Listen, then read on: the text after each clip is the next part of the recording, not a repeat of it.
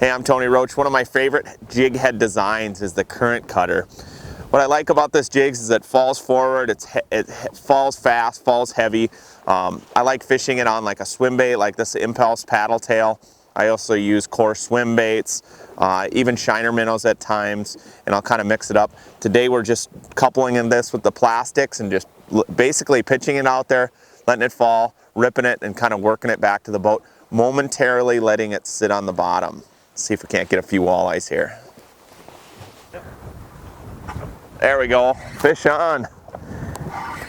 Current Cutter jig. What's nice about that is even in the wind, I'm fishing a 1/4 ounce. It's really nice. I can maintain contact with the bottom the entire time. And you know, most of the time when the surface temps are in the lower 50s like that, the fish are picking it up off the bottom. So I'm ripping it, letting it fall, but I'm letting it sit there on the bottom. That's a really important key to fishing these jigs.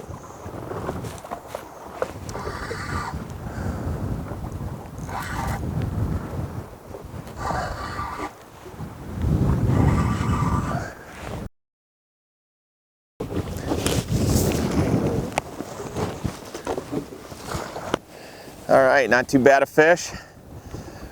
That Impulse Paddle Tail plastic. And like I said, you can fish these baits either with the plastic tail or with live bait. They're extremely effective either way. Let me get this fish back in. I'll show you how I'm rigging these baits. You know, it's really important when you're rigging the plastics that you're coming right down the dead center of this bait, and then also when you're coming out with your jig head that you're coming dead center on that plastic as well. So it's right center down the bait, and then like I said, dead center on that plastic, and then just sliding it up the shank. That's going to prevent that bait from spinning and twisting weird and getting undesirable action out of that plastic. Now, however, if you're using live bait like a shiner minnow, I like to actually come down through the mouth, again, coming out almost dead center in its back, and then coming up and actually hooking that bait keeper on its bottom lip. That's going to keep that shiner from, again, falling down the shank or spinning or getting an undesirable action out of that bait. And then again, it's just all about, you know, pitching it out there, letting it hit the bottom, ripping it, letting it fall, and momentarily sitting on the bottom. That's been the big key to catching fish today.